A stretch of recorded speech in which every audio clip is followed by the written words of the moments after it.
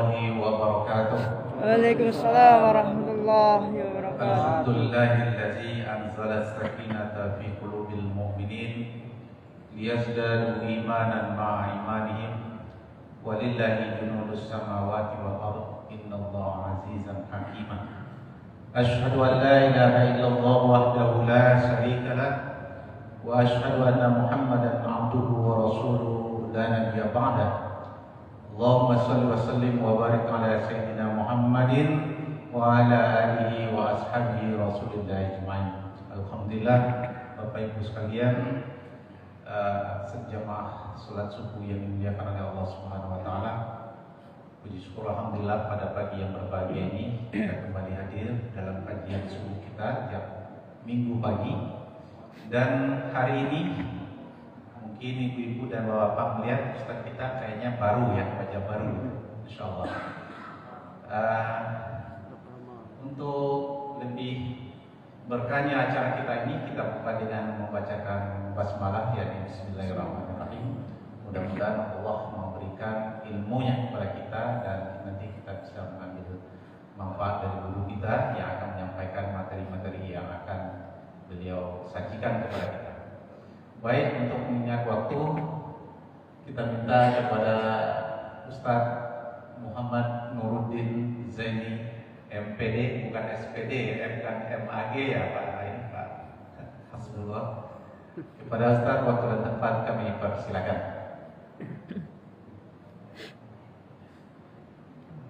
Luar biasa sambutan jemaah ini. Bismillahirrahmanirrahim. Assalamualaikum warahmatullahi wabarakatuh. Waalaikumsalam warahmatullahi wabarakatuh. Bismillahirrahmanirrahim. Alhamdulillahi bi ni'matihi bi syahri Ramadan alladzi unzila fihi al-Qur'an hudan lin-nas wa bayyinatin minal huda wal furqan. Wassalatu wassalamu ala Rasulillah khairil anbiya'i wal insan sayyidina wa maulana Muhammadin bi syafa'atihi ala kulli ummatin fi akhir zaman wa ala alihi wa ashabihi bi amalihim bil imani wal ihsan. Subhanaka la ilma lana illa ma 'allamtana innaka antal alimul hakim. Rabbi shrah li sadri wa yassir li amri wahlul 'uqdatam min lisani yafqahu qawli. Bapak Ibu, para alim ulama, para asatidz, cerdik pandai, tokoh masyarakat, jamaah, hadirin wal hadirat Masjid Al-Iman, yang besar tak dihimbau gelar, yang kecil tak disebut nama, insyaallah yang hadir pada subuh hari ini dimuliakan. Amin. Amin ya rabbal alamin. Bersyukur kita kepada Allah Subhanahu wa taala dengan mengucap alhamdulillah wa syukrillah bahwa pada hari ini kita sudah diberikan kesempatan yang baik, kesehatan yang baik, sehingga kita bisa melaksanakan sholat subuh berjemaah. Mudah-mudahan kita memohon kepada Allah, berharap kepada Allah, sholat subuh pada hari ini menjadi sholat subuh terbaik dari sekian sholat subuh yang sudah kita lakukan setiap hari ini. Menjadi sholat subuh terbaik yang setiap doanya, tahiyatnya, fatihahnya, kunutnya, insya Allah akan meninggikan derajat kita nanti di sisi Allah. Amin ya rabbal. Berselawat kita kepada Rasulullah sallallahu alaihi wasallam biqauli Allahumma shalli ala sayyidina Muhammad wa ala sayyidina Muhammad. Mari bersama kita hidup berkah dengan selawat. Kenapa? Karena doa tanpa selawat tak sampai ke Allah. Salat tanpa selawat tidak sah. Khutbah Jumat di Masjid Al-Iman tak dibacakan selawat juga batal. Tapi ketika kita membaca satu selawat saja, maka Allah berikan 10 kebaikan. Dengan membaca satu salawat saja, Allahumma shalli ala sayyidina Muhammad wa ala sayyidina Muhammad, Allah hapus 10 kesalahan. Dengan membaca satu salawat saja, Allah berikan 10 kemuliaan nanti di surga. Amin ya rabbal alamin. Bapak Ibu yang dimuliakan oleh Allah Subhanahu wa taala, jadi biar lebih sedikit termotivasi, pahala dari majelis ilmu itu dapat 2, dapat ilmunya, dapat majelis ilmunya. Berbeda ketika kita nengok di YouTube, di media sosial, kita dapat ilmunya saja, majelis ilmu tidak hadir. Itu satu. Kemudian untuk motivasi Bapak Ibu biar terus hadir ketika sholat subuh. Ini sholat subuh ini spesial dari Allah. Langsung disebutkan dalam Al-Quran. Al-Isra 78. Aqimis sholata liduluki syamsi ila ghasaqil lail wa Qur'an al-fajr inna Qur'an al-fajr kana mashhuda. Allah menyebutkan langsung, dirikanlah sholat mulai dari tergelincirnya matahari siang, seperti itu. Ila ghasaqil lail sampai gelapnya malam, isya. Tak disebutkan isya. Tapi ketika sudah sampai ke subuh, Allah langsung menyebutkan wa Qur'an al-fajr. Ini maf'ul bih. Karena di awal fi'il amr aqimi sholata. Qur'an al-fajr, dan dirikanlah sholat Qur'an fajar. Maksudnya subuh. Kenapa dibilang Qur'an? Karena di subuh itu disunahkan membaca banyak Al-Qur'annya. Bacaan Al-Qur'annya banyak. Kenapa? Inna Qur'an al-fajr kana mashhuda. Sesungguhnya sholat subuh itu disaksikan oleh malaikat. Cuma kita kan tidak nampak. Kita nggak punya kekuatan. Ini malaikat banyak nih. Ini satu. Al-Qur'an langsung. Yang kedua hadis. Man qa'ada fi maslahu hina yansarifu min sholati subh hatta yusabbiha rak'ataituha la yaqulu illa khairan ghufirat khatayahu walau kana lahu min zabadil bahri. Ini sahih. Kata Nabi, barang siapa yang duduk hina yansarifu min sholati subh, duduk fi maslahu, di tempat sholatnya, apalagi di masjid, ketika sudah menyelesaikan sholat subuh, hatta raka'at duha, sampai nanti kita laksanakan 2 sholat sunat duha, lalu kemudian la yaqulu illa khairan, tidak mengucapkan sesuatu apapun kecuali yang baik-baik. Ini artinya Rasulullah menyampaikan apa saja yang kita kerjakan, yang penting duduk saja, gak usah kemana-mana. La yaqulu illa khairan, tak ngomong apa-apa. Meskipun kalau ngomong yang baik, cerita tentang akhirat, cerita tentang sedekah, cerita tentang zakat, cerita tentang sebentar lagi kita lebaran, duduk saja, apalagi tak ngomong. Ghufirat khatayahu walau kanat min zabadil bahri, maka dihapus semua dosanya walau kanat min zabadil bahri, meskipun dosa itu sebanyak buih di lautan. Kita bisa bayangkan kan, lautan dunia banyak seperti apa, terus buihnya, gelombangnya itu berapa. Ini Nabi yang mengucapkan, tak mungkin Nabi bohong. Karena wa ma yantiqu 'anil hawa illa wahyu yuha. Semua apa yang diucapkan oleh Nabi lisannya, meskipun dia dalam keadaan guyon-guyon, itu bukan karena datang dari hawa. Wa ma yantiqu 'anil hawa. Apa yang diucapkan Nabi semuanya berbisik dari malaikat Jibril, apapun, meskipun dia bercanda dengan Siti Aisyah, bercandanya bercanda syariat. Jadi tidak ada main-main kalau Rasul. Jadi kalau Rasulullah sudah menyampaikan, perlu kita harus sikapi dengan baik. Kemudian ada hadis lain. Jadi biar termudah sih Bapak Ibu, nanti kalau ada kajian subuh, jadi biar tidak langsung pulang gitu kan, sayang gitu kan. Kita nggak tahu nanti setelah subuh masih hidup atau mati, kan begitu. Man shalla subha fi jama'atin faka'annama shallal lail. Barang siapa yang sholat subuh berjamaah, maka dia mendapatkan pahala seperti sholat suntuk, semalam suntuk. Cuma nanti jangan dengan hadis ini nanti malam tak tarawih. Kita kenapa tak tarawih?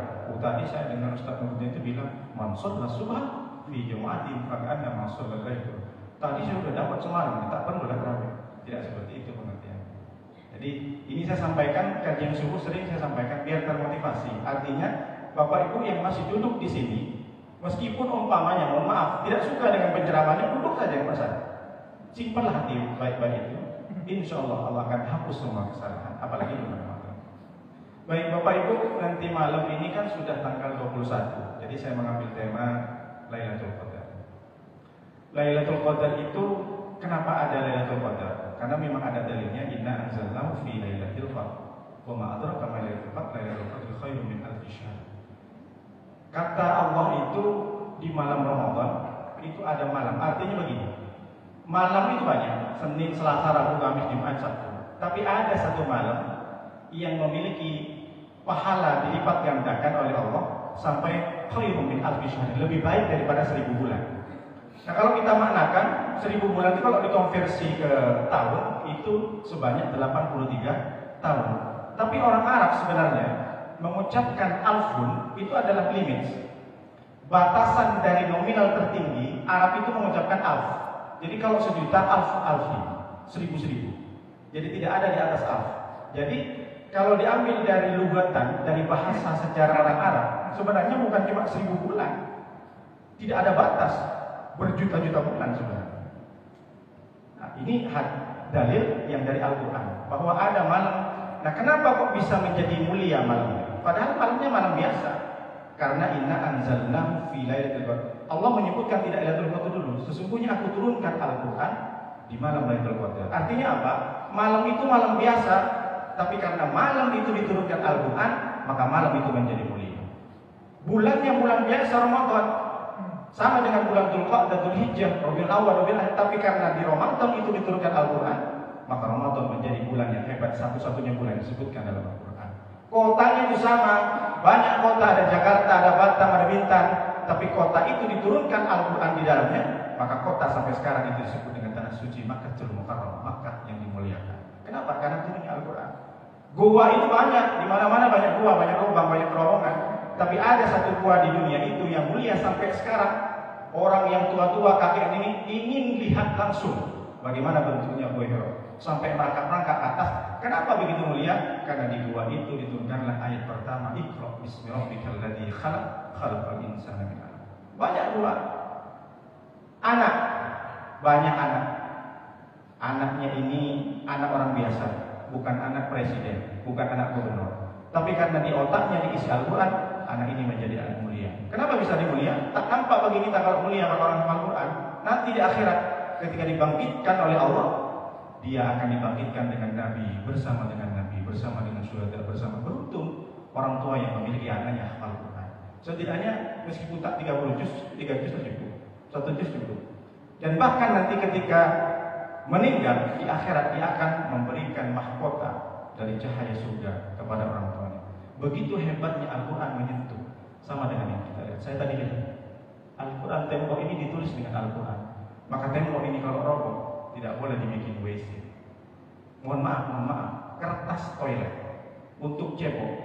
Tapi karena ditulis dengan nama Al-Quran, maka kertas itu menjadi mulia, tidak boleh diinjak-injak. Ada sempat orang injak-injak kertas bertus kalaban, kita tak terima, kita perangai. Begitulah Al-Quran memuliakan. Negeri di mana-mana banyak, tapi ketika negeri itu warganya mengamalkan Al-Quran dan bertakwa kepada Allah karena Al-Quran, walau an ahlal qura amanu wattaqaw la fatahna alaihim barakatun fis sama minas sama. Jadi orang daerah itu biasa saja, tapi ketika mereka itu mengamalkan isi Al-Quran, kemudian wattaqaw, bertakwa kepada Allah, alaihim barakatun minas sama, maka Allah turunkan keberkahan. Begitu Al-Quran memuliakan. Sama dengan malam qadar. Jadi penting kita harus tahu Lailatul Qadar itu malam seperti biasa, tapi dia menjadi mulia karena diturunkan Al-Quran. Qadrun, ar-rajulun lahu qadrun, laki-laki itu memiliki kemuliaan. Lailatul Qadar. Pertanyaannya sekarang, kenapa Allah memberikan Lailatul Qadar kepada kita? Karena Lailatul Qadar itu untuk umat Nabi Muhammad. Umat sebelumnya tidak dapat. Makanya itulah kehebatan umat Nabi Muhammad sampai Nabi Musa itu dia pernah berinteraksi dengan Allah. Dia melihat di lembaran Lauh Mahfuz, di Tauratnya juga ditulis, ya Allah, saya lihat di lembaran-lembaran ini ada dijelaskan olehmu ya Allah bahwa ada umat nanti di akhir zaman, dia umat terakhir. Tapi ketika dia bersusudah, kenapa dia berubah? Ya Allah, jadikan umat ini, kata Nabi Musa, sebagai umat saya. Musa, itu umat Muhammad.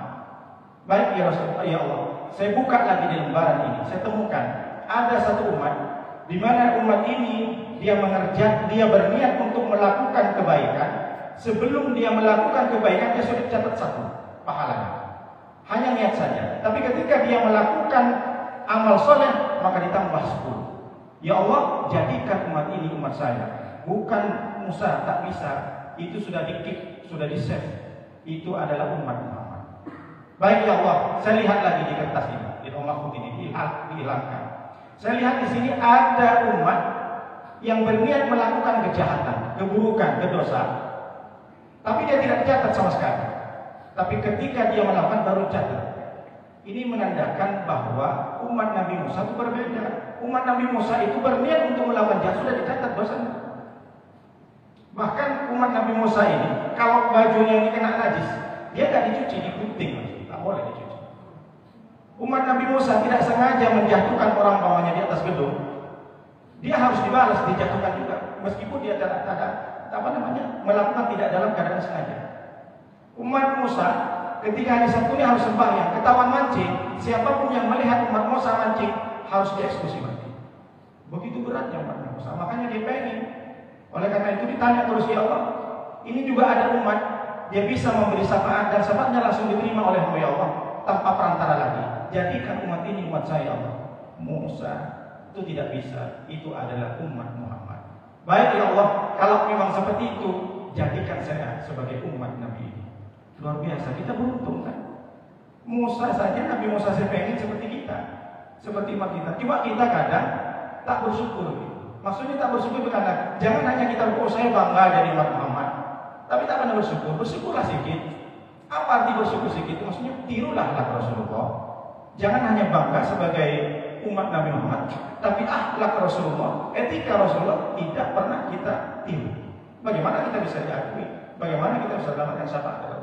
Makanya Allah mengatakan kepada Musa, qala ya Musa inni istafaituka 'alan nas wa bi risalati wa bi kalami fakhudh ma ataituka wa kun minasyakirin. Musa, kau enggak usah banyak minta, bersyukurlah banyak-banyak. Inni istafaituka 'alan nas, sesungguhnya aku sudah memilihmu.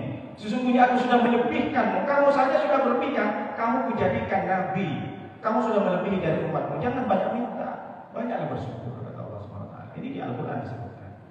Oleh karena itu perlu kita harus tahu. Dan ini penting pertanyaan. Kenapa umat Muhammad dikasih Lailatul Qadar? Ada dua perspektif yang perlu kita ambil. Yang pertama ada perspektif moralitas. Maksudnya bagaimana? Yang pertama itu karena kepedulian Nabi Muhammad. Dari hadis Siti Aisyah. Siti Aisyah istri Nabi, sahabat Nabi. Kenapa dibilang sahabat? Padahal dia istrinya. Ada yang tanya, Ustaz, Siti Aisyah itu kan istrinya, kenapa dibilang sahabat? Sahabat ini karena beliau meriwayatkan hadis. Dan salah satu syarat sahabat itu bertemu dengan Nabi, beriman kepada Nabi, lalu mati atau wafat dalam keadaan Islam. Ada sahabat di zaman Nabi, bahkan dia dari saking solehnya berbakti kepada orang tuanya, bahkan disebut sebagai penduduk langit. Tapi tidak disebut sahabat. Kenapa? Gak pernah ketemu Nabi. Uwais Al-Qarni yang menggendong ibunya dari Yaman 1200 km ke Mekah untuk berhaji. Kita sudah tahu mungkin ceritanya. Uwais Al-Qarni ini pernah ke Madinah pengen ketemu Nabi. Nabi ketika itu perang, dia tak sempat ketemu. Tapi Nabi sudah diilhami oleh Jibril, tahu bahwa itu adalah penduduk langit. Sering disebut-sebut oleh malaikat. Kenapa? Dari saking soleh yang berbakti kepada orang tuanya. Nah, Uwais Al-Qarni ini tidak disebutkan sahabat. Satu pun sedetik pun itu tidak pernah bertemu Nabi. Makanya tidak disebut Nabi. Aisyah, meskipun beliau itu istrinya, sahabat Nabi juga, karena bertemu dengan Nabi. Ketika Nabi sudah meninggal, barulah ada tabi'in namanya. Nah, tabi'in ini bertemu dengan sahabat Nabi, beriman kepada Nabi, mati dalam keadaan Islam. Ada tabi'in. Makanya kata Nabi, khairul qarni qarni. Sebaik-baiknya orang pada masaku yang pertama 100 tahun daripada Nabi. Kemudian tahun 100 lebih baru tabi'in namanya. Lalu setelah tabi'in baru tabi'in. Kalau tabi'in ini seperti contoh kayak Imam Hanafi, itu tabi'in karena bertemu langsung dengan sahabat. Kalau Imam Syafi'i, beliau masuk ke tabi'in. Dia bertemu dengan orang yang bertemu dengan sahabat Nabi. Sahabat bertemu dengan. Makanya kalau kita ngikutin madhab, itu ikutinlah yang salaf, ulama salaf, bukan salaf ya maksudnya. Ulama salaf ini 3 abad. Jadi 100 sampai 300 tahun. Jadi tabi'in baru sahabat. Seperti contoh tabi'in seperti Abdurrahman bin Mahdi, Fudail bin Iyad dan sebagainya. Jadi kata Siti Aisyah, iltamisu lailatul qadri fil witri minal asri. Carilah malam Lailatul Qadar itu di malam-malam ganjil minal asri dari 10 Ramadan. Berarti mulai nanti malam. Jadi kalau sempat Bapak Ibu itikaf lah, mulai dari selesai tarawih. Jadi kalau memang harus bawa bekal lah pasti. Insya Allah akan dimuliakan oleh Allah dan kita akan diselamatkan dari berbagai dosa yang kita lakukan. Nah pertanyaannya, kenapa? Ini kembali lagi. Kenapa Allah kasih Lailatul Qadar? Jadi begini. Ini karena sifat rendah rahimnya Allah. Kita ilustrasikan.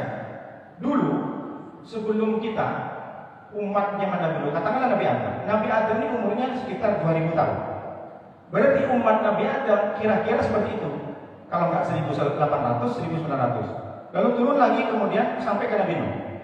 Nabi Nuh ini sekitar 950. Berarti umatnya sekitar itulah 700, 600, 800, katakanlah 600. Maksudnya begini, kalau kita hitung-hitungan dalam dagang, umat Nabi Nuh, saya ilustrasikan kepada umat Nabi Nuh. Umat Nabi Nuh umur 600 tahun.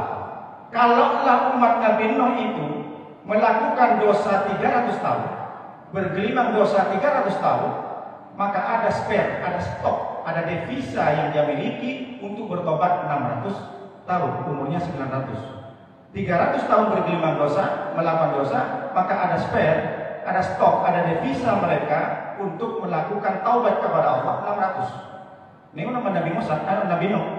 Kalau kita konversi kepada kita, jadi Lailatul Qadar diturunkan kepada kita karena menurut Allah dan bahkan Nabi sudah menyampaikan umat Nabi Muhammad ini umurnya relatif pendek dengan kecenderungan melakukan dosa lebih banyak. Nabi Muhammad tutup usia 63. Mungkin di sini ada yang sudah melebihi dari 63. Jadi kan itu bonus. Maksudnya bagaimana? Dari 60 tahun, kalau kita melakukan dosa, katakanlah 40 tahun, dihitung sendiri. Kita nggak bisa hitung sendiri. Dari saya mulai balik, berarti ada sekitar 40 tahun saya melakukan dosa. Berarti kalau umur 60 tahun ada sekitar 20 stok untuk bertobat. Kira-kira kalau umur hitungan dagang cukup atau tidak untuk tobat? Belum lagi kalau 20 tahun kita beribadah, diterima atau tidak? 20 tahun. Maka kan tak cukup ini. Oleh karenanya, ayat surat Qadar itu langsung dibuatkan satu surat oleh Allah. Itu awal mulanya pada satu ketika itu ada sahabat, 4 sahabat kata Nabi. Dia bercerita Nabi dengan sahabat yang lain. Dulu ada sahabat dari keturunan Bani Israel, 4 orang kata Nabi. Dia itu tidak pernah melakukan dosa selama 80 tahun. Kata sahabatku, umur kita masih 50. Dia tak melakukan dosa. Bahkan sekedip mata saja dia tidak melakukan dosa. Dosanya kan banyak, Bapak. Tidak perlu harus kita mulu. Kadang kita, hati kita nengok orang tiba-tiba jengkel saja nengok orang. Itu dosa, Bapak. Gimana mau dimaafkan? Kan kadang ada juga tiba-tiba entah datang dari mana. Itu memang setan. Setan yajri ala majrid dam. Setan itu tidak menggoda kita melalui otak, tapi melalui aliran darah. Makanya banyak orang sholat itu tak khusyuk. Karena memang setan masuk ke mana-mana, masuk ke aliran darah. Wajar kalau kita, karena kita tingkatannya bukan muttaqin, kan ada takwa, ada takut, ada muttaqin. Sama dengan amanu, yu'minuna, mu'minun. Mu'minun itu qad aflahal mu'minun alladzina hum ala sholatihim khashi'un. Kalau mu'minun indah jelas tak usah ditanyakan lagi. Kalau amanu berarti kita itu bermacam-macam imannya. Kalau yu'minuna kita berproses, kita sedang melaksanakan iman kepada Allah. Tapi kalau mu'minin berarti kita sudah di-keep oleh Allah. Kamu sudah iman, kamu termasuk orang-orang yang beriman. Berarti sudah lulus. Nah kita kan masih keamanan. Kalau keamanan yu'minuna. Kalau yu'minun terus menerus. Jangan nanti ketika selesai Ramadan kita tak salat subuh. Pas Ramadan salat subuh berarti kan tak masuk yu'minun, masih aman kita.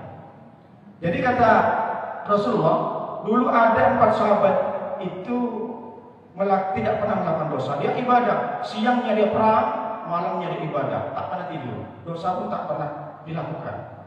Ketika itu sahabat yang kita kan menurut semua sedih. Kenapa kau sedih semua? Ya sedih Rasul, umur saya masih 50. Dia sahabat 80 tahun tak pernah.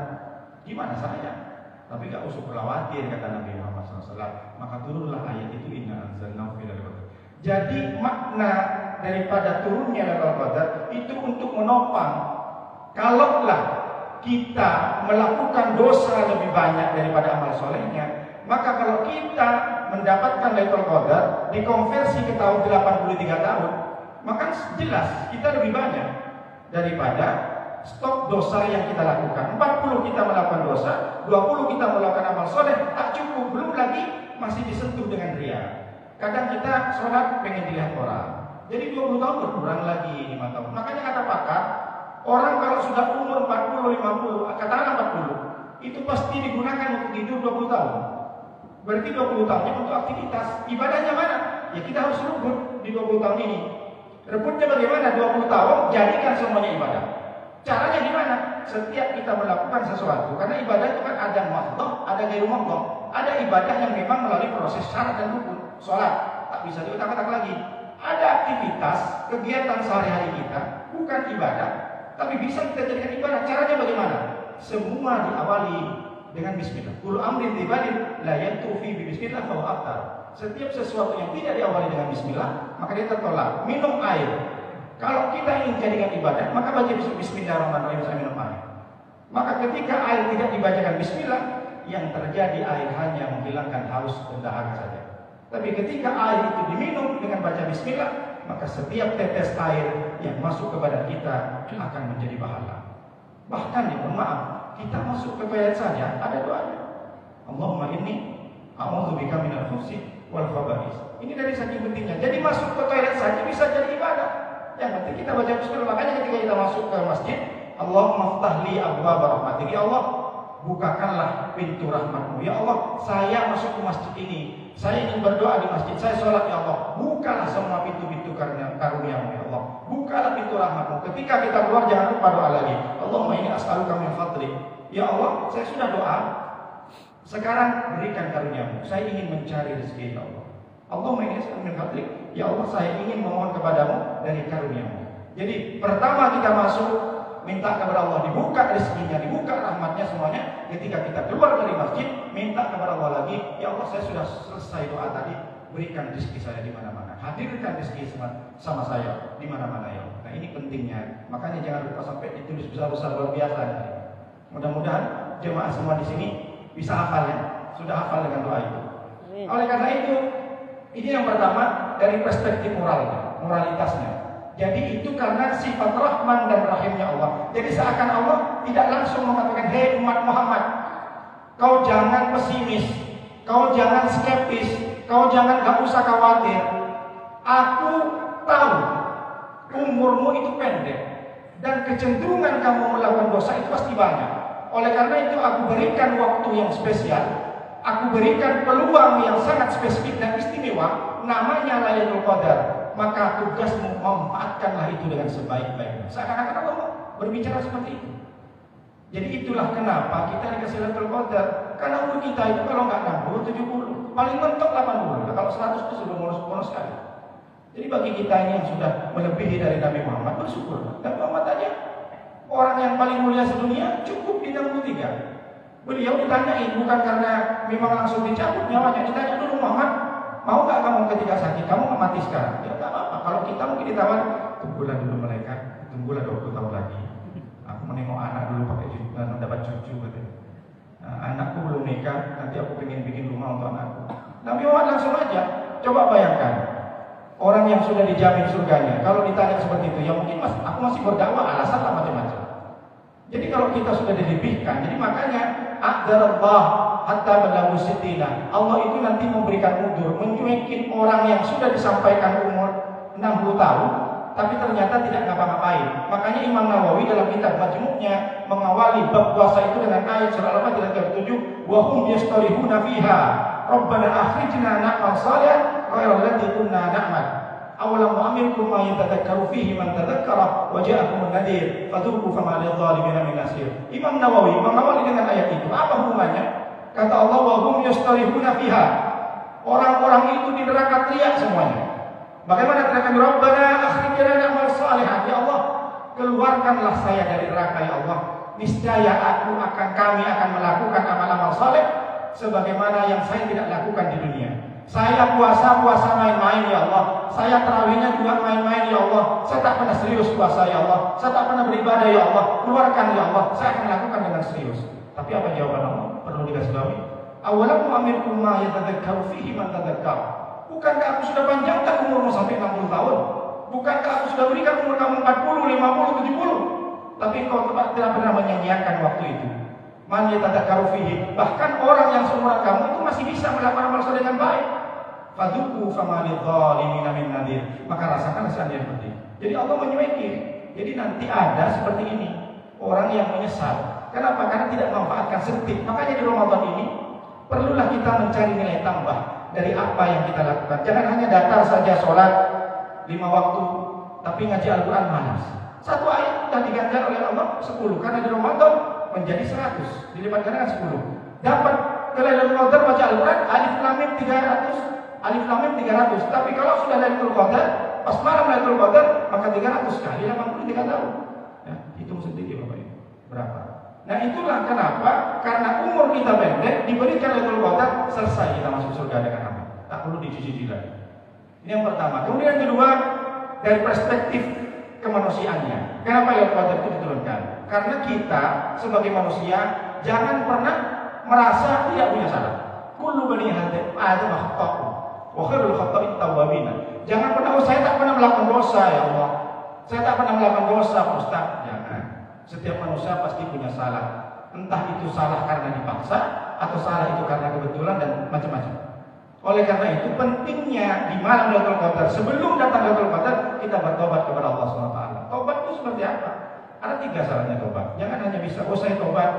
Tobat itu yang pertama, menjauhi perbuatan jahat. Apa yang menurut itu dosa, jauhin. Jangan menggampang-gampangkan. Oh ini minuman asbak, ini alkoholnya sedikit, jangan. Itu alkoholnya lebih banyak, jelas haram. Tanyakan kepada ahlinya. Man waqa'a fi subhati waqa'a fil haram. Bahkan Nabi mengatakan subhat saja yang abu-abu. Kalau haram itu kan hitam istilahnya warna. Kalau halal itu putih.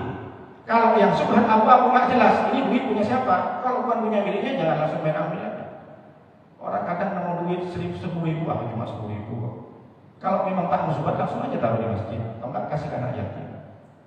Ya kita memang diuji kadang. Nemu satu koper umpamanya di Barelang isinya 100 juta, mikir panjang juga.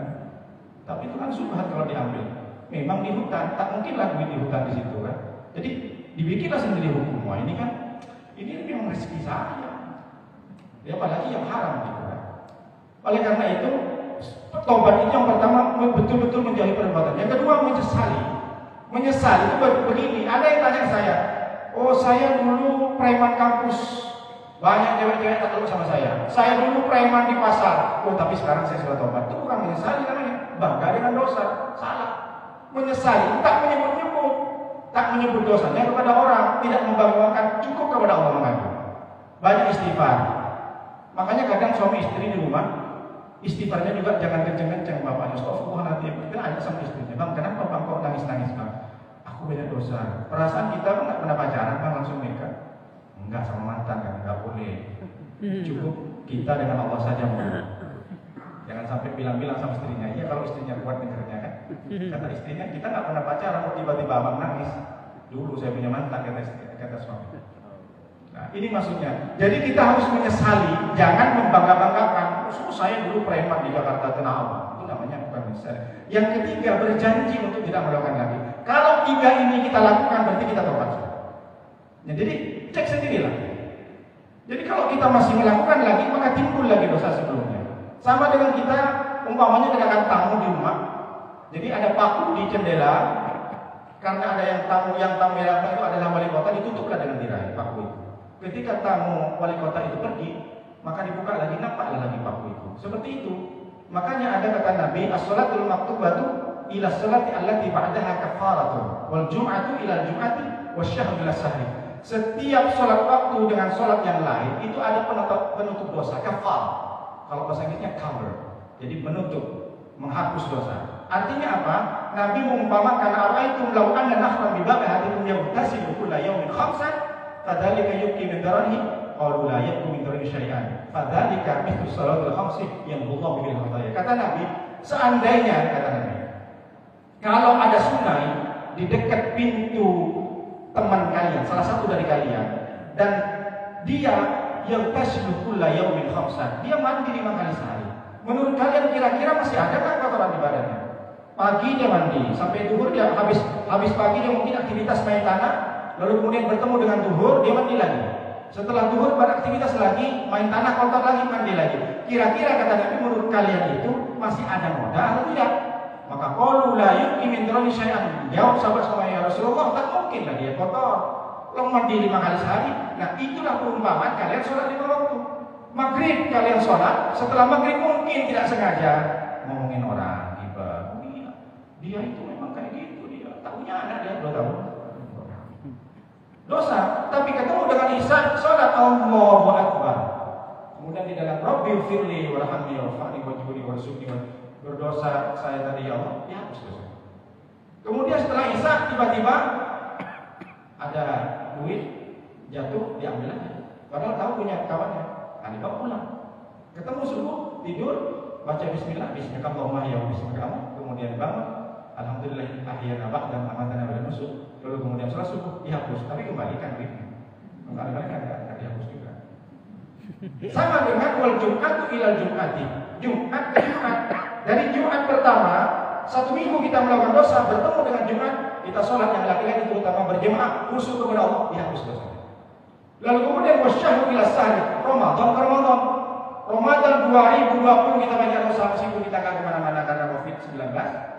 Tapi ketika sudah Ramadan ini kita berdosa, ya Allah, saya banyak dosa, ya Allah, saya bertobat, dihapus tahu. Dan begitulah kita, jadi penghapusan dosa itu banyak, apalagi pada Ramadan.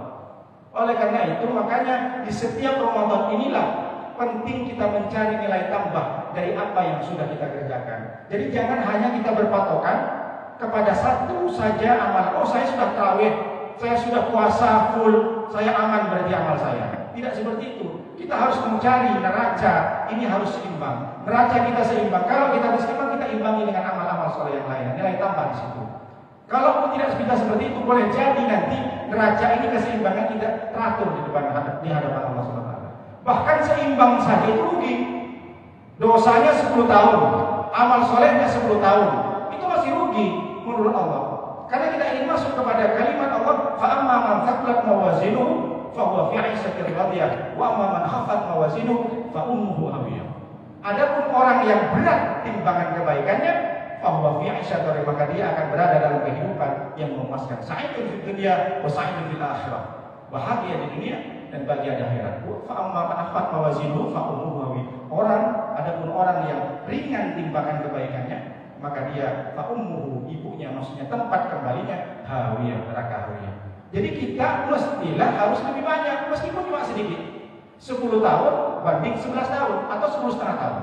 Jadi jangan sampai mumpung kita Ramadan, jangan kita lewatkan, jangan begitu saja Ramadan ini pergi dari kita. Kita pasti setiap detik jangan sampai ketinggalan untuk beramal soleh kepada Allah SWT. Jadikan seluruh aktivitas yang kita lakukan, tidak hanya tarawih, tidak hanya sahur, tidak hanya buka, tapi apapun yang kita kerjakan mulai sekarang, kita keluar rumah, kita baca doa Bismillah, tawakkaltu 'ala Allah, la ilaha illallah wa Muhammadur Rasulullah. Kemudian kita naik motor Bismillah majraha wa mursaha ila rabbil ghafurur rahim. Subhanalladzi sakhkhara hadza wa kunna lahu muqrinin. Semua yang kita lakukan niatkan untuk ibadah. Insyaallah semuanya akan menjadi ibadah, dan bahkan kalau kita sampai di Lailatul Qadar, insyaallah dihapus semuanya. Oleh karena itu Bapak Ibu, jangan sampai kita menjadi orang yang meninggalkan Ramadan, celaka kata malaikat ibu, dan liman adhara Ramadan falam yughfar lahu, celaka orang yang sudah disampaikan Ramadan 2021 tapi dia enggak ngapa-ngapain, cuma tarawih saja di situ. Padahal ada kesempatan mengaji, tapi nengok WhatsApp sampai 2 jam bisa geser-geser. Nengok Facebook digeser scroll, nengok Instagram geser-geser semuanya. Tiba ada yang lucu-lucu ketawa hilang. Coba kita tengok Al-Quran sebentar, 1 ayat aja. Tak masalah setiap hari, insya Allah amalannya banyak, pahalanya besar sekali. Oleh karena itu saya tutup. Udah berapa menit? Sampai suruh 5. Sampai suruh 5. Ada sesi tanya jawab, Ustaz. Oke, baik. Terakhir saya akan tutup dengan ini, maksudnya tutup dengan tausiah saya ini. Hadis apa amalan, kata Siti Aisyah nanya, ya Nabi, ya Rasulullah, apa amalan ketika saya masuk ke Lailatul Qadar? Satu saja amalan, kata Nabi. Bacalah Allahumma innaka afuwwun karimun tuhibbul afwa fa'fu. Artinya apa? Ya Allah, innaka afuwwun, sesungguhnya Engkau Maha Pengampun, Maha Pemaaf. Tuhibbul afwa, mencintai orang-orang yang minta maaf. Fa'fu anni, maka ampunlah. Itu aja amalannya, banyak-banyak. Kalau bisa ditambah dengan ngaji Al-Qur'an, ini sahih hadisnya dari Aisyah. Demikian yang saya sampaikan. Silakan kalau ada pertanyaan. Kalaupun bisa saya jawab, saya jawab. Kalau tak bisa jawab, saya jawab. Baik.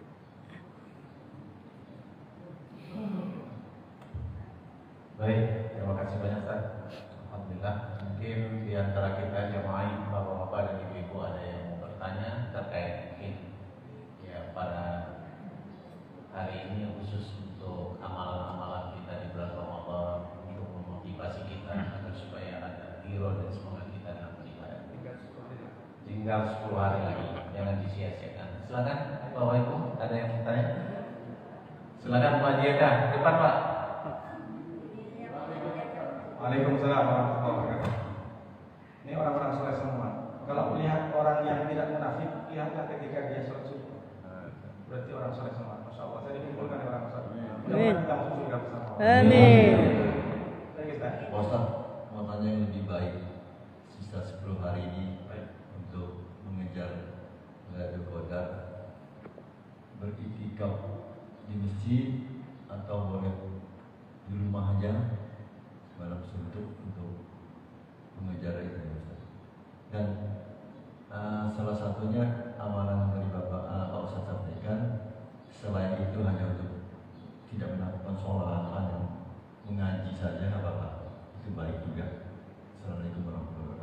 Waalaikumsalam warahmatullahi wabarakatuh. Jadi begini, dalam amaliyah bulan Ramadan ini, jadi ada ibadah yang bukan ada aktivitas yang tidak menjadi ibadah karena dia tidak melalui proses, tapi dicatat oleh Allah. Nah, khusus puasa, semua karena kita puasa dari terbit matahari, kita kan puasa. Semua kedipan mata kita, lidah kita, bibir kita bergerak, itu semuanya bernilai pahala karena kita dalam keadaan posisi puasa. Itu hebatnya puasa.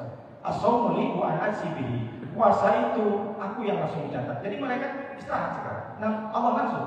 Makanya surganya orang puasa itu nanti khusus. Nah, apalagi kita ngaji, apalagi itikaf. Kalau memang kita tidak mau itikaf di masjid, silahkan di mana-mana. Yang penting jangan itikaf di toilet. Sama dengan baca selawat. Baca selawat, Ustaz, saya boleh nggak baca selawat sambil naik motor begini siapa-siapa? Silahkan. Karena Nabi Muhammad sallallahu alaihi wasallam falahu masuk. Jadi barang siapa yang sholawat kepadaku, saya akan kasih, Allah akan kasih 10 kebaikan. Nabi tidak menyebutkan di mana sholawatnya. Yang penting tidak menyalahi syariat. Jangan berselawat di toilet. Nah, itu tak bagus juga. Mau tidur lah, mau telentang, mau sambil goyang sama istrinya. Ini ya sallallahu alaihi wasallam. Tak masalah. Apalagi kita kalau memang tidak mungkin malas ke masjid, yang penting itikaf. Yang tak boleh itu tidur aja. Tidur aja. Bahkan ada yang bilang kan itu hadis maudhu, hadis palsu. Tidurnya orang puasa itu ibadah. Palsu itu. Maudhu namanya. Kalau hadis itu kan ada hadis mutawatir, ada hadis gharib, aziz, kemudian ahad, ada hasan, ada sahih, ada dhaif. Dhaif itu masih bisa kita gunakan asalkan tidak menyalahi syariat. Semua amalan yang kita lakukan itu yang penting tidak menyalahi syariat, maka itu namanya bid'atul huda, kata Imam Syafi'i, bukan bid'ah dhalalah. Kadang orang memahami hadis kullu bid'atin dhalalah wa kullu dhalalatin finnar.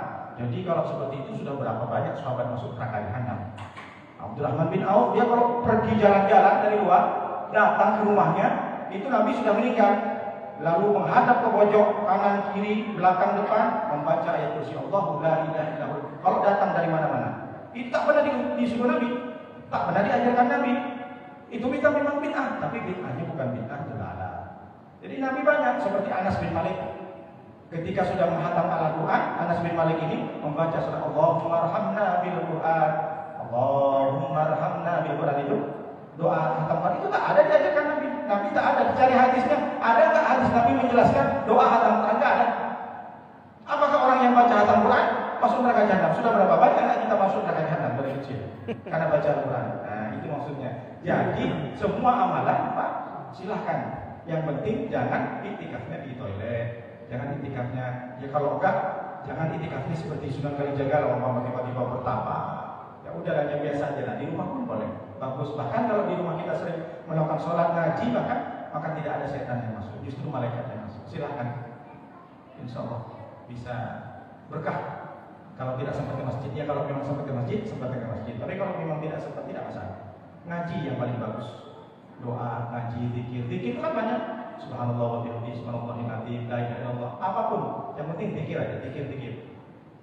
Seperti itu. Mudah-mudahan bisa bermanfaat. Assalamualaikum warahmatullahi wabarakatuh. Waalaikumsalam. Ustaz, kaitannya dengan itikaf tadi disampaikan tadi sama Ustaz bawalah bekal. Seperti itu misalnya kalau misalnya sempat pulang. Jangan siang. Iya, ya pasti kalah. Karena ngejarnya Allah. Ini kaitannya dengan itikaf itu ada ibu dan bapak. Apakah hanya dikhususkan kaum Adam atau Hawa juga ikut? Karena bicara bekal tadi, apakah yang seperti itu? Yang pertama itu. Yang kedua, nah pelaksanaannya itu kalau misalnya apakah sebaiknya kita nggak pulang dari Isya sampai dengan subuh, atau kita boleh pulang dulu kembali lagi seperti itu? Yang seperti itu bagaimana Ustaz? Baik. Jadi kalau iktikaf itu, pengertian iktikaf itu kan duduk tenang, istilahnya kan, duduk tenang di masjid, itu namanya iktikaf. Kalau Imam Maliki, dia harus sekitar bi'asri awqatin. Jadi ada 10, kalau sekarang itu 10 waktu itu bisa dibilang sampai 30 menit. Jadi 10 waktu itu sama dengan kita bersolat 10 kali, 2 rakaat. Kalau Imam Maliki. Tapi Imam Syafi'i walau lahdatan, sebentar saja, berarti sekitar 1 menit saja pun sudah jadi iktikaf. Jadi tidak perlu harus banyak-banyak. Maksudnya saya tadi, kalaupun memang harus lama berzikir di masjid, nah itu untuk tidak menyulitkan untuk nanti harus pulang lagi, makanya kalau bisa berkali. Tapi kalau nanti iktikafnya itu akan menimbulkan marah sama istri, jangan dipaksakan, malah mudarat. Jadi sesuatu yang menimbulkan mudarat itu tak bisa dilakukan. Sesuatu yang mudarat dilakukan tapi untuk kebaikan malah boleh. Seperti darul mafasid ala jalbil masalih. Orang kemarin karena Covid masjid ditutup, itu kan pakai usul fiqh, bukan pakai hukum dari hadis. Ala jalbil masalih. Darul mafasid muqaddamun ala jalbil masalih. Meninggalkan yang darurat karena untuk mengedepankan yang baik-baik. Jadi meninggalkan yang baik karena untuk lebih kebaikan yang lebih banyak. Jadi kita menutup masjid, tak sholat di masjid karena untuk menghindari kematian, kan begitu. Sama dengan tadi, kalaupun kita maksa untuk itikaf ini menjadikan istri marah di rumah, ya jangan. Nah, apalagi sampai menyebutkan apa pula sampai mukemah dulu. Jadi maksudnya untuk memotivasi, mana tahu pengen itikaf lama. Jadi nanti biar gak bolak-balik ke rumah. Ya sebenarnya bolak-balik tak masalah, karena menurut Imam Syafi'i itikaf itu 1 menit sudah cukup di masjid. Makanya setiap kali Bapak Ibu biar dapat barokahnya masjid, datang ke masjid, sholat tahiyatul masjid, sholat tahiyatul masjid untuk menghormati masjid. Lalu niatkan, mau duduk berapa pun niatkan. Nawaitul itikaf fi hadzal masjid lillahi ta'ala, sunnatan lillahi ta'ala. Saya beritikaf di masjid ini sunat. Jadi ingat itu. Tak bisa bahasa Arab, baca bahasa Indonesia aja. Ya Allah, saya niat itikaf di sini sunat karena ikut sunnah Rasul. Jadi nanti kapanpun Bapak Ibu datang ke Masjid Al-Iman, meskipun sebentar, niatin aja. Jadi kan barokahnya banyak, bukan datang ke masjid hanya mendapatkan pahala sholat, tapi duduknya aja sudah dicatat oleh malaikat. Begitu.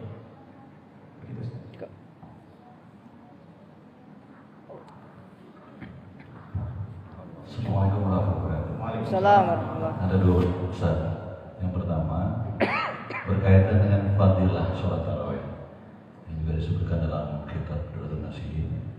Bahkan malam besok, nanti malam insya Allah akan dibangunkan rumah di surga dari cahaya. Fadilah malam ke-21.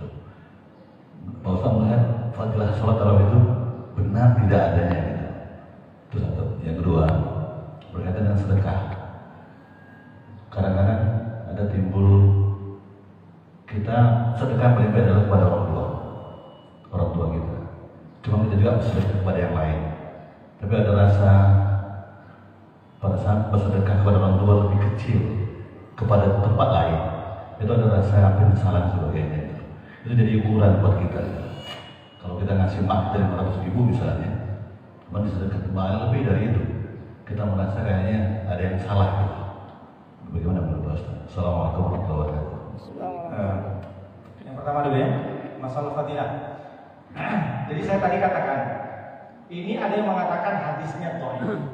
Jadi bukan maudhu ya.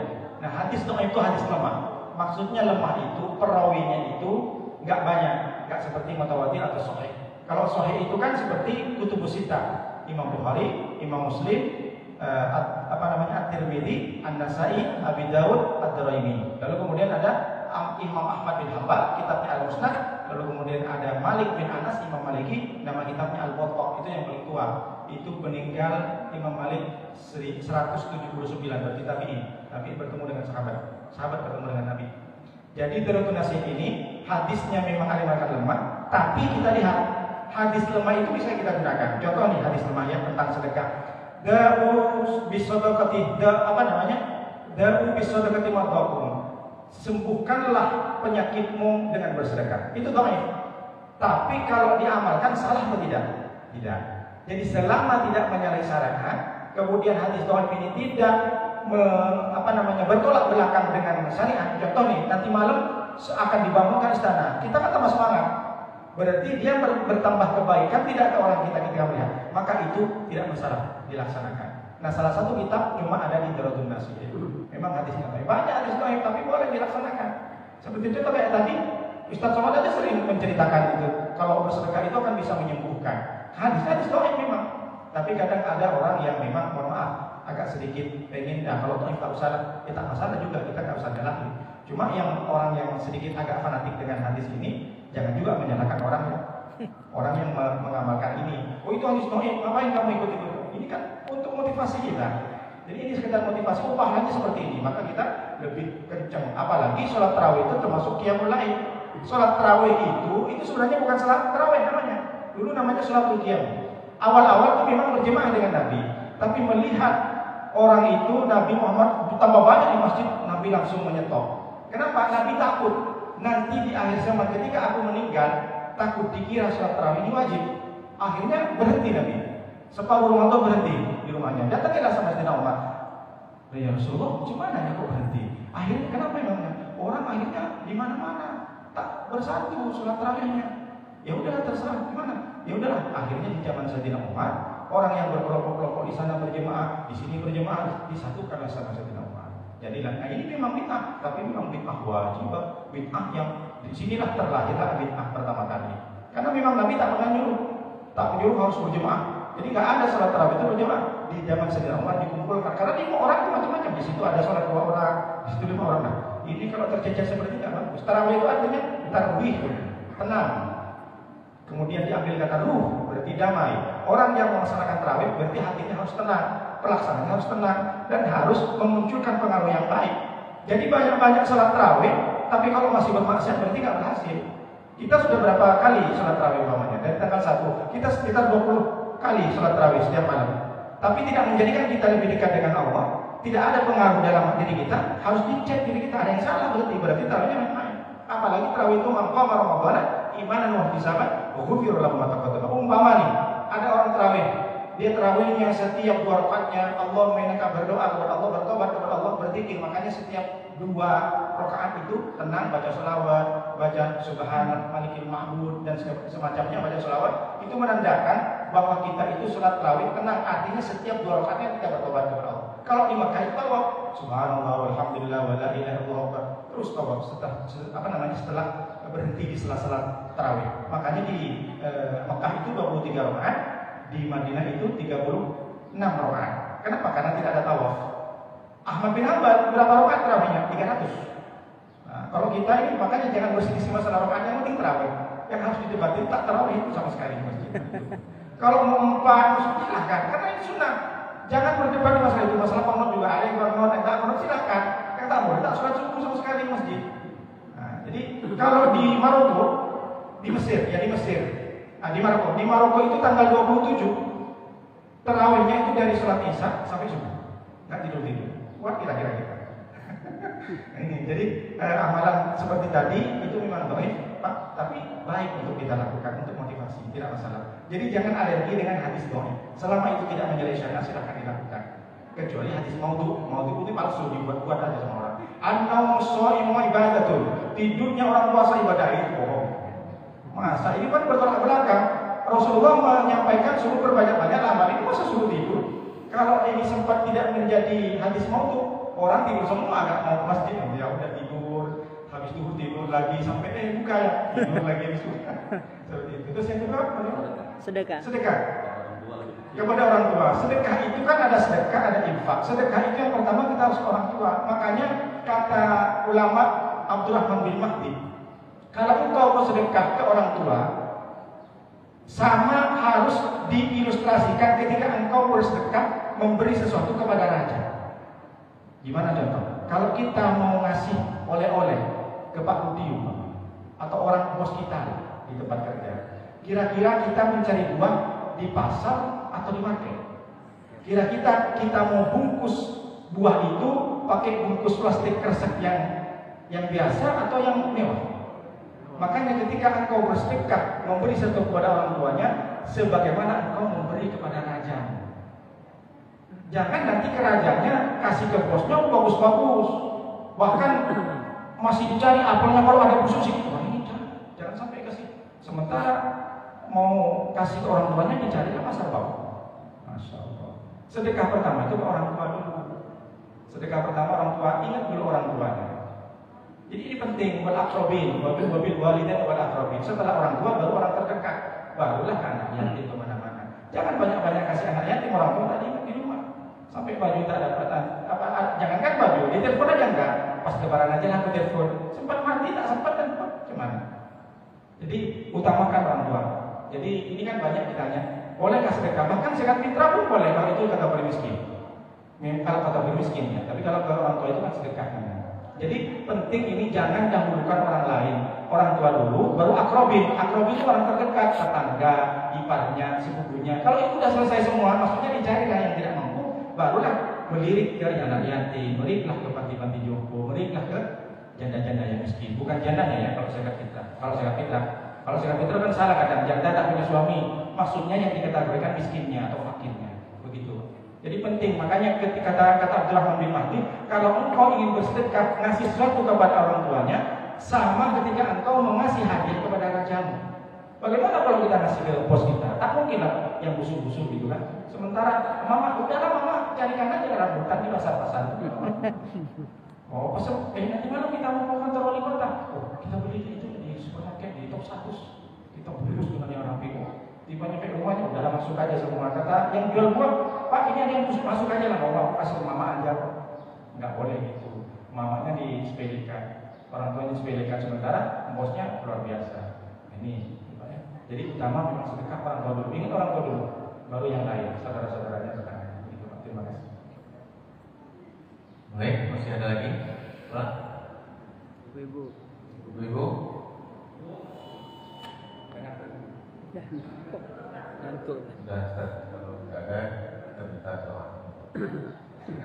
Bismillahirrahmanirrahim. Alhamdulillahirabbil wassalatu wassalamu ala asrofil anbiya'i wal mursalin wa ala alihi washabbihi ajmain. Amin. Hamdan syakirin, hamdan na'imin, hamdan wajina wa yukafi mazidan. Ya Rabbana lakal hamdu kama yanbaghi li jalalika wa 'azimi sultanik. Amin. Allahumma shalli wa sallim ala sayyidina Muhammadin al-Fatih lima ughliqa wal khatim lima sabaqa nasrul haqqi bil haqqi wal hadi ila siratikal mustaqim wa ala alihi haqqa qadrihi wa miqdarihi al-'azim. Allahumma yassir wa la tu'assir, sahih umurana wa qaddim dunya wal akhirah. Bismillahirrahmanirrahim. Masmi syai'il ardi wa la fis sama'i was samiul 'alim. Hasbunallahu wa ni'mal wakeel, ni'mal mawla wa ni'mal nasir. La haula wa la quwwata illa billahil 'aliyyil 'azim. Allahumma inna nas'aluka 'ilman nafi'an wa rizqan thayyiban wa 'amalan mutaqabbalan. Allahumma ya muqallibal qulub, tsabbit qulubana 'ala dinika wa 'ala ta'atik. Allahumma aslih lana dinana alladhi huwa ismu amrina, wa aslih lana dunyana allati fiha ma'ashina, wa aslih lana akhiratana allati fiha ma'adina, wa ja'al hayata ziyadatan lana min kulli khairin, wa ja'al al-mauta rahatan min kulli sharrin. Allahumma rabbana adkhilna mudkhala sidqin wa akhrijna mukhraja sidqin wa ja'alna min ladunka sultanan nasira. Allahumma rabb hab lana min azwajina wa dhurriyyatina qurrata a'yun waj'alna lil muttaqina imama. Rabbana atina fid dunya hasanah wa fil akhirati hasanah wa qina adzabannar. Subhanaka rabbil izzati amma yasifun wa salamun 'alal mursalin walhamdulillahi rabbil alamin. Al-Fatihah. أعوذ بالله من الشيطان الرجيم. بسم الله الرحمن الرحيم.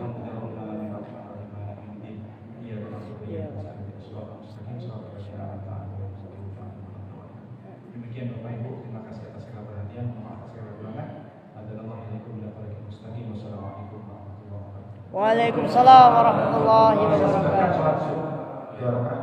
Biar banyak. Insyaallah. Terima kasih Ustaz. Mudah-mudahan ilmunya bermanfaat dan kita tutup dengan bacaan alhamdulillah. Alhamdulillah. Ya, buat nggak ada sarapan pagi ya. Terima kasih. Assalamualaikum warahmatullahi wabarakatuh. Waalaikumsalam warahmatullahi wabarakatuh.